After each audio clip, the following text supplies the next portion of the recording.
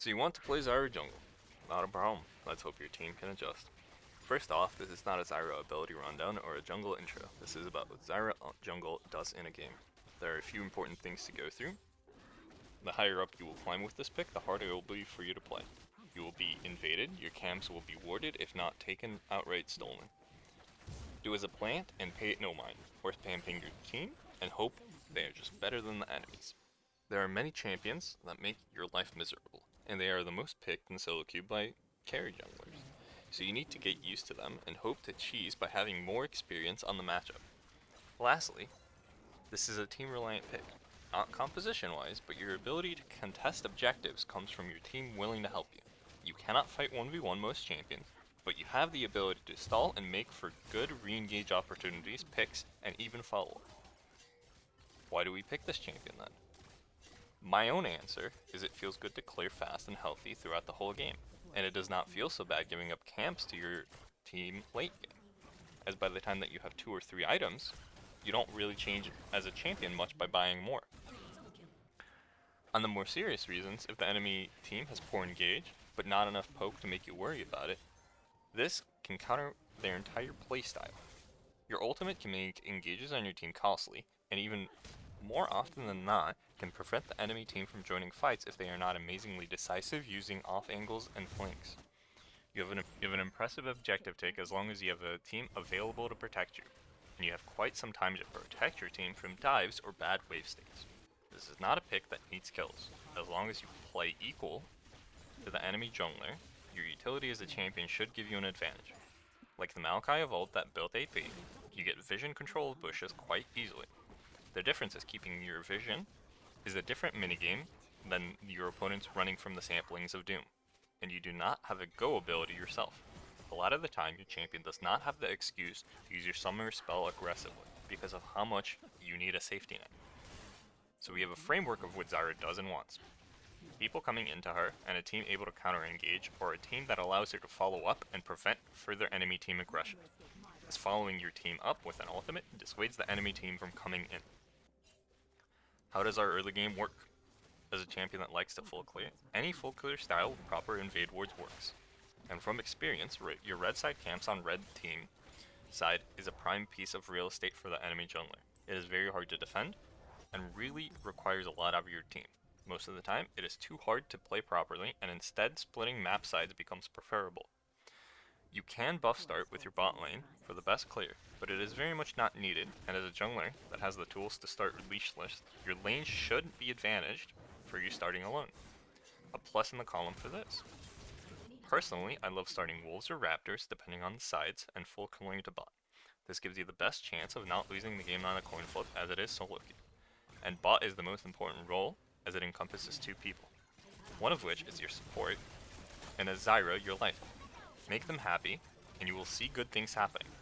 Not only does this let you affect bot lane early by giving them vision or pressure, it also gives you the ability to be level 5 on grub spawn if you manage to snag kills or experience.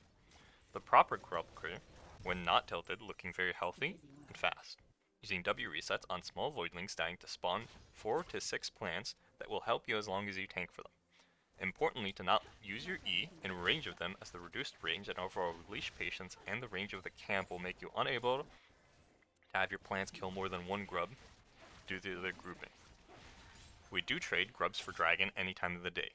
Grubs are amazingly strong, and if the dragon was in easier win conditions, Zyra would probably work worse than she does now. A lot of people do not really understand the gold advantage you can get from 5 to 6 grubs and early plates, compared to the percent scaling of dragons. Not even mentioning the late game ending potential of this buff. This is a fantastic way to get your already winning lanes snowballing, or your even lanes into a better spot with your lane ganks or plate pressure ganks. If things went well up to now, your team is set up for a win, and only really loses to solo queue throws. You, however, cannot get to this point without your team. Your pick lives and dies by the ability to work with you. So if somebody throws late game, just understand getting to late game with this pick deserves your thanks. Your ability to carry does not come from your champion, but augmenting your team, much like an Ivern. So you cannot be upset at somebody messing up when you put pressure on them to be the driving force of the victory. You can give them all the horsepower in the world in the right circumstance, they still need to be able to put their foot on the pedal for you. For runes, I run Electrocute, as it will always give you the most upfront damage, and your champion really lacks that. Your team, if not used to your lack of damage, will be taking fights you have no chance of turning into a favorable blade.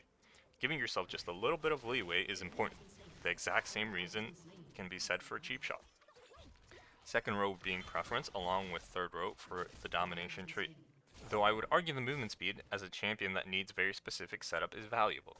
I take Resolve as a secondary because it allows you a mistake that would otherwise kill you, and I am very risk averse. Though in a perfect world, Inspiration with reduced cooldown on summoners and Futures Market or Freeboots could give you more safety if you play perfectly. Personally, because I see a lot of people expecting junglers be able to scrap. With a heavy health pool build, you can get tankier than the opponents are used to when it comes to dealing with Zyra, using their familiarity with support as a mind trick, while also giving you that little bit of a leeway to follow up on your team. So Overgrowth and the extra resist are my go-to. Once again, it being a risk aversion, rather than a decision made for perfect play. For the build, I think there are 3 core items. Realize, as your Thorn Spitters, the plants you get from E are not great. The range difference is just too huge, and just getting that slow early from your Q is big. This ties into the skill order I use as a hint for later. Crypt Bloom, as it does everything you want for the style of champion. You get cooldown reduction, you get magic penetration, the heal is great on counter engages, sometimes being fight changing, and maybe lastly, Imperial Mandate, although I'm not set on it. Adding the most damage, the cheap amount that you spend on it, is a very, very convincing argument. These 3 items do mean that I don't favor Liandry's, as the cost is quite hefty, while not providing anything valuable outside of the damage and a little bit of health. Great item, hard to find the money before the game is already decided, while actually being able to buy your second and third items. Any item from then on depends on game state, and how rich you're getting. Sitting on Verdant Veil can be amazing, as long as you do not find yourself finishing Banshee's Veil until your last item. For summoners, you actually have a decision to make. Running Ghost can be good and make your ganks work from being able to cover distances when it comes to bot, top, over pushing, and still giving you a chance to escape from the sheer time it gives you the speed for if something goes wrong. Hard to find the space with lots of champions with the ability to assassinate you, but it does provide on a shorter cooldown summoner that works really well when it does. Exhaust is bad, as the extra time you can buy in skirmishes does not matter, as your damage output is not enough to guarantee your safety. For the skill order, there are a lot of people who max E, or Q into E. I find that maxing QWE, in that order, makes sense. Q first, W, E, full on QWE. Sometimes, because of how late you level your ability, you can go E level 1 if your team is ready for a counter invade, or if you need to push with your team and you don't get a good setup on your first camp. Completely fine.